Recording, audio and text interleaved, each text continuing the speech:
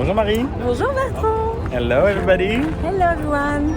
So we are here now in the Parc Monceau and this is our new video and we're just gonna enjoy this beautiful day. It's so sunny.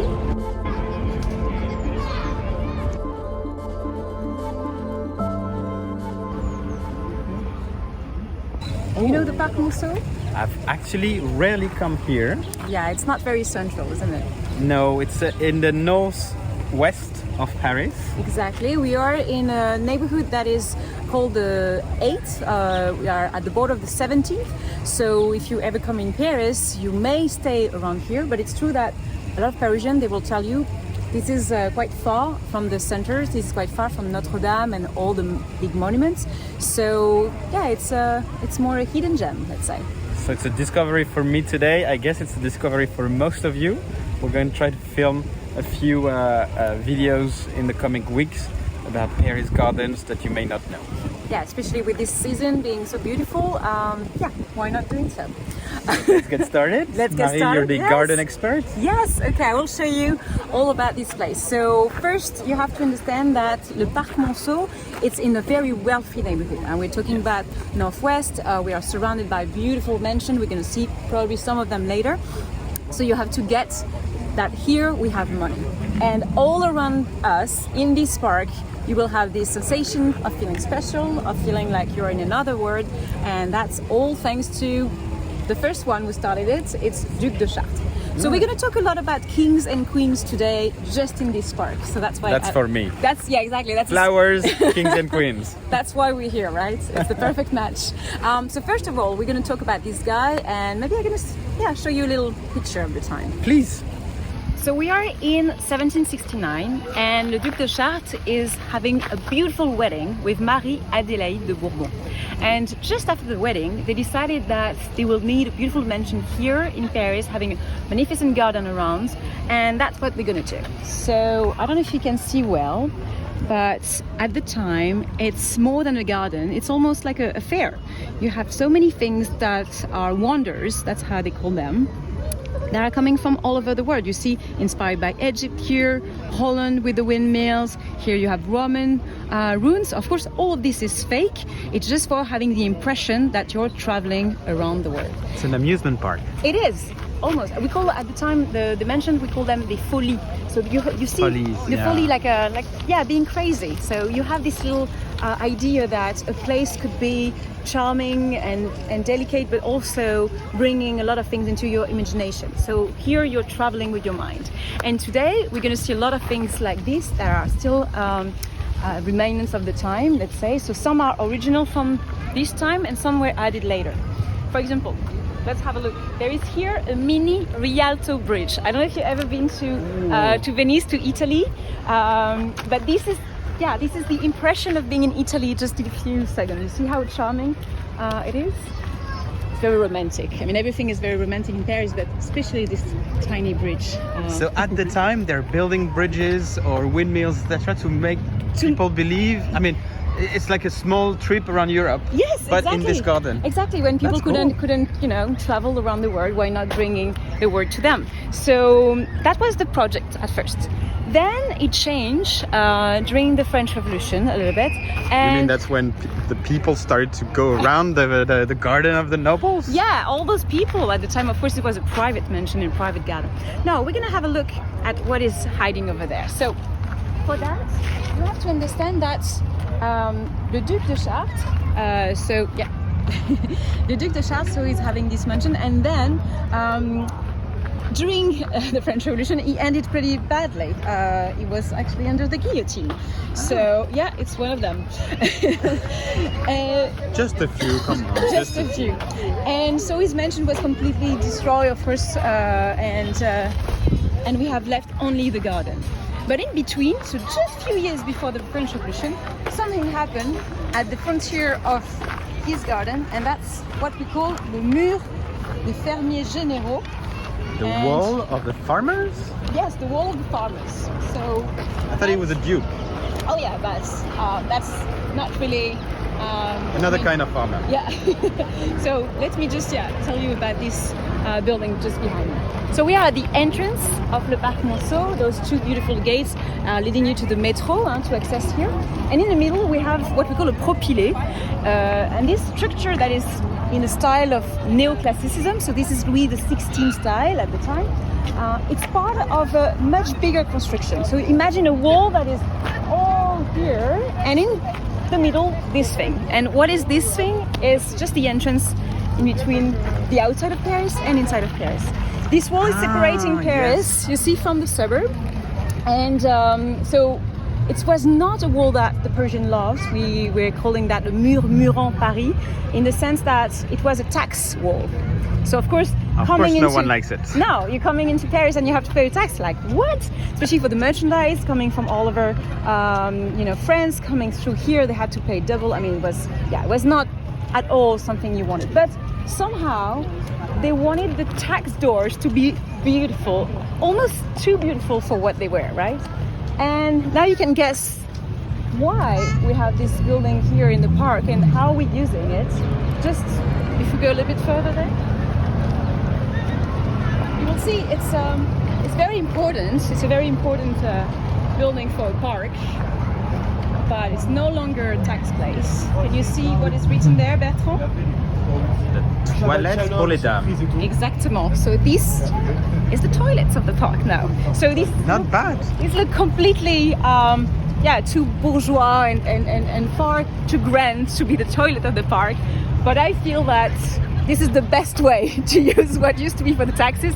Now it's a toilet place. So yeah, that's perfect. That's very Persian. Vive la révolution. But now there's another thing that is at the end of the park, and I really want you to see that. We're getting at one of the ends of the park, following just this long road of Monceau. By the way, the name Monceau is coming from Mousseau, and we think it's because it was a place with a lot of trees, herbs, and something very natural. So that's mousse from the trees, from the trees, and exactly. So there was nothing here, and the Duc de Chartres decides to build a folly with a theme park. Yeah, kind of. That's what happened. It's hard to imagine that there used to be nothing around here, because it's still pretty central for now. Yes, of course. Now I really wanted to film all of this, Bertrand, because this is magnificent. I just love how those columns are reflecting on the water, the tree. I mean, this is probably my favorite part of Parc Monceau. This column that you're looking at was not supposed to be built here. It's not part of the Duc de Chartres folly and craziness. This was meant to be in Saint-Denis. Oh, the basilica where the kings are buried. Exactly. So just at the side of Saint-Denis Basilica, we had a project that was a long time ago. So it's Catherine de Medici. You probably, you that are watching our video, you probably heard about Catherine de Medici before. Good old Cathy. She has a reputation of being a very powerful woman and sometimes tough, but she was also very in love with her husband. Yeah, and when he died, and maybe Bertrand and I will tell you more about the story, but when he died, it was so awful for her that she decided to offer his tomb a beautiful building around. So something magnificent, something really that was big. For the tomb of Henry II? Yeah, that was a building that was like a mausoleum, a little pantheon, if you imagine a little pantheon, so with a dome and the columns around, and that was supposed to be at the side of Basilica Saint-Denis. But the thing was never built, never finished at least, and we had the columns, so we decided that why not putting that somewhere else. So this is when we decided that why not bringing them in Parc Monceau. So it's called La Colonne des Valois for that reason, and it's just Valois right was the name of the king. of the family. Yeah, exactly. And so the weeping willow is a symbol of her still. Maybe still sad and crying. Yes, could be. I don't know, but it gives a very romantic atmosphere to the garden in a almost macabre way. Yes, it is. And maybe we can tell the people about the story of how Henry died and why. Really? Yes. Well, Henry II is a king at the junction between the Middle Ages and the Renaissance, and he's still practicing this sport called jousting. Okay, it's a way to show his greatness, how great a rider and a warrior is. But it's supposed to be sport and not really hurting one another. But while he was jousting in what is today the beautiful Place des Vosges in the Marais neighborhood in Paris, the spear of his enemy actually broke and he received a splinter in his eyeball. Not this long, but still. In the eyeball it pierced the brain, and then with the hemorrhage, the bleeding, after 10 days, he died. Yeah. So I understand that Catherine was quite sad after such a tragic death.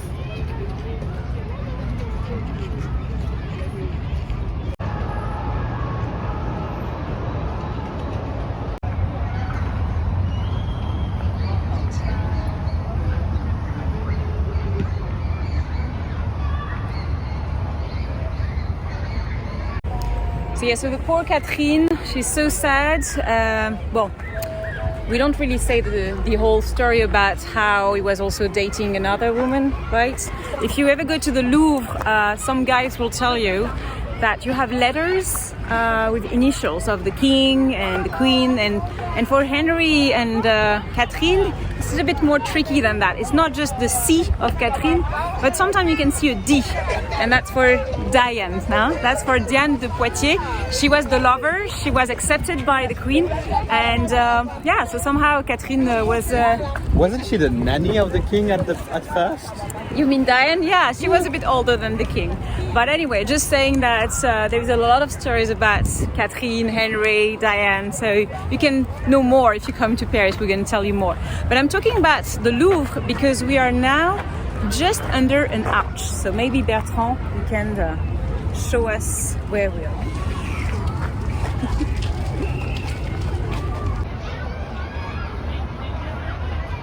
So this arch is a remaining of what we had for many years, and we call this place the Tuileries Palace. So it was not exactly the Louvre. It's a part of what used to be the palace of Catherine, her palace, the one that she wanted in Paris.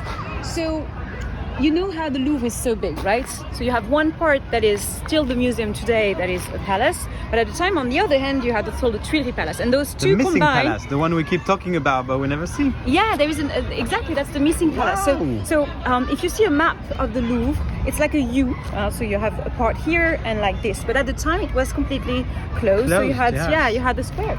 And what happened to this place? It's in 1871 we had something called La Commune. I think we talk about it in some videos, but La Commune is an event that changed a lot of things in Paris, including what happened to the Tuileries Palace. So imagine that a whole part of the Louvre burned in just one night, and that's very sad, of course, because we did lose a lot of precious rooms and sculptures and paintings, and it was not a museum at the time, but still very precious rooms. And some of the parts were saved from the fire, and we're looking at one of them. And other ones will be found in the Carnavalet. You know the Carnavalet Museum, the History Museum of Paris. Exactly. You can find more of those, just stones coming from the Tuileries Garden. So these are actual ruins. Yes. Not This like... one and the Colonne Valois. Those two were made for a proper reason, not just to be an extravagance from the Duc de Chartres. Not at all. And those they were are brought real. here. Then they were brought there. Long time after. That's really cool. Yeah.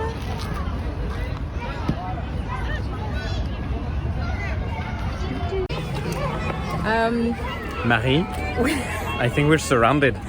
Yeah, I think this is the time where kids are out of school. There are children everywhere. There are children everywhere, and some of them are in costume too, so it's really cute, but they are running all over the place.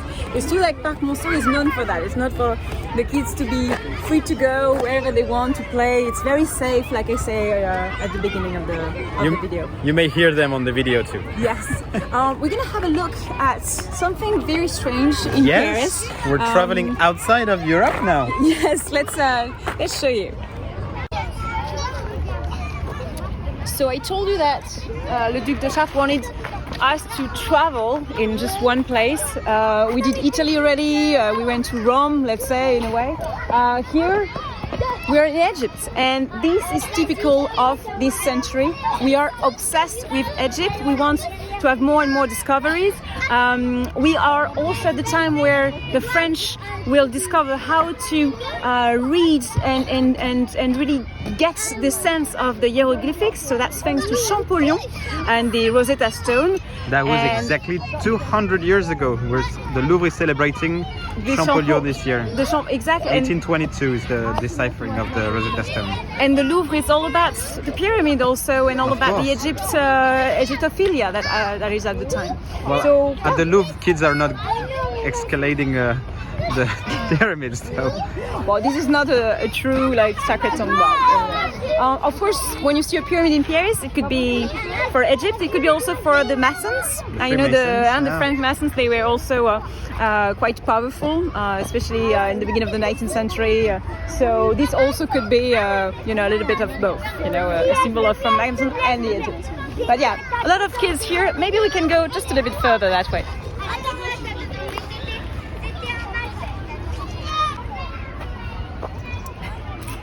Same principle here. We are in front of a sculpture that is just making us travel in Asia this time. We have here Chinese inscription here. So again, the idea is the same, is making you just travel, making you just, having all those wonders around you. And that was a public park? I mean, not really, no. It was his own place, but because it was quite usual to have his friends coming, and people were just, I mean, it was cool to show off, you know, and to show to the people around, like, come to my place, you will see that. So I imagine that you had a lot of parties at night, and people could just enjoy the park and be invited by the Duke. So.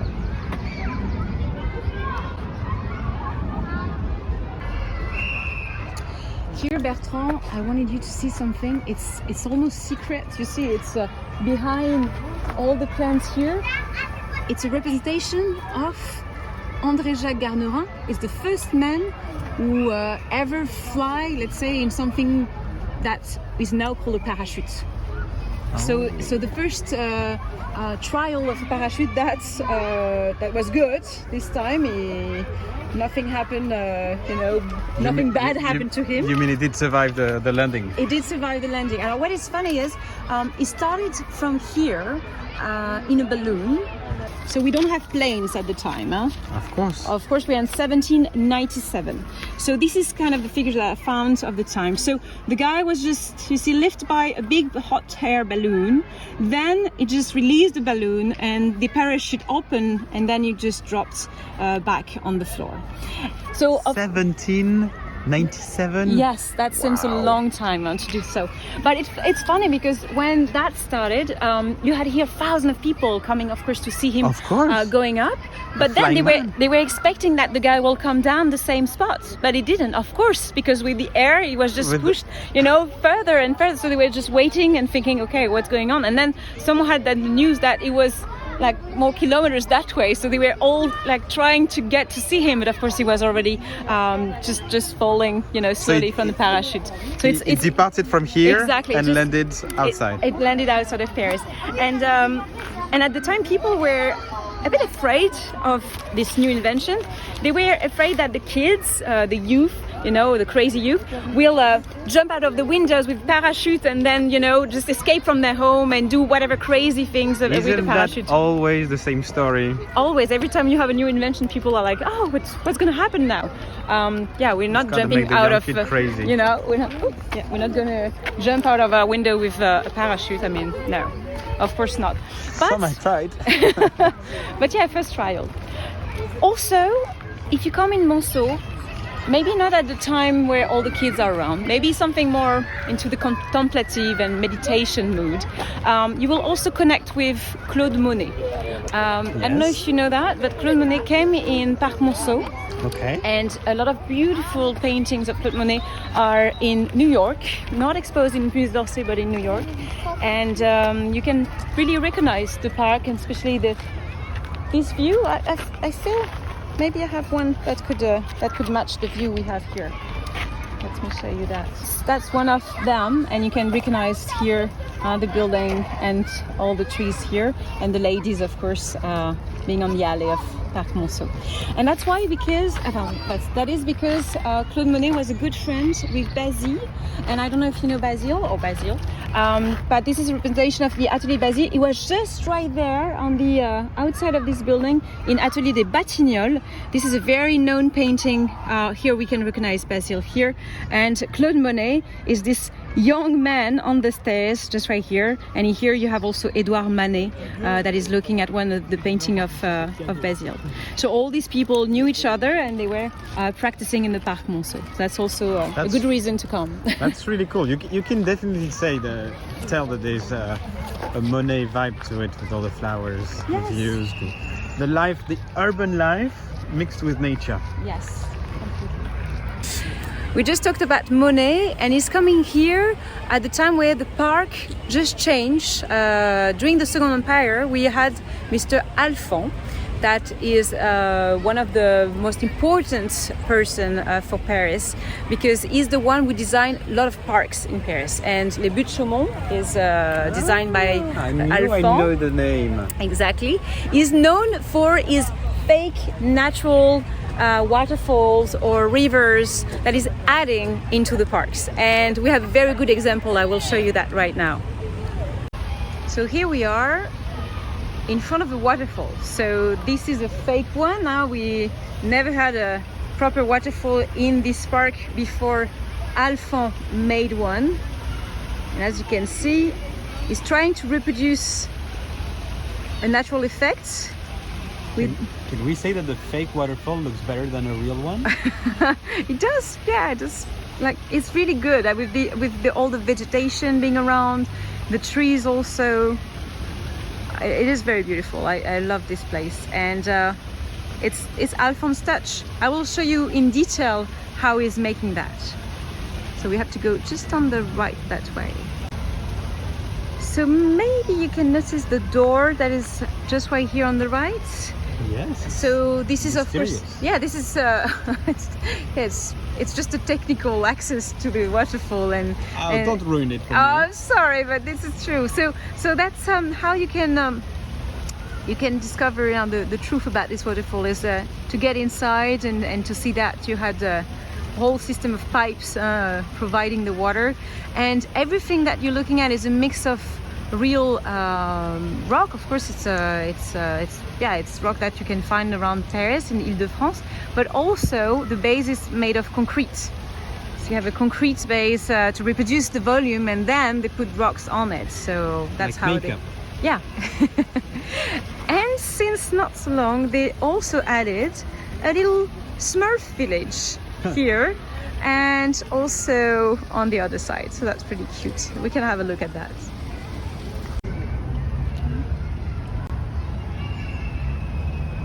Here is The Shire. the little village of the Smurf. In French, we don't say Smurf. Oh no, that's true. We say Les Schtroumpfs. That's the original name. Schtroumpf. It's spelled SCHTROUMPF. Try Simple. to say it. French. Yes. Schtroumpf. It's very French. I heard that they invented the word Schtroumpf because it looks like someone is sneezing. So it's like Schtroumpf. That's how they invented the name. So here we are in front of what may be the village of the Schtroumpf.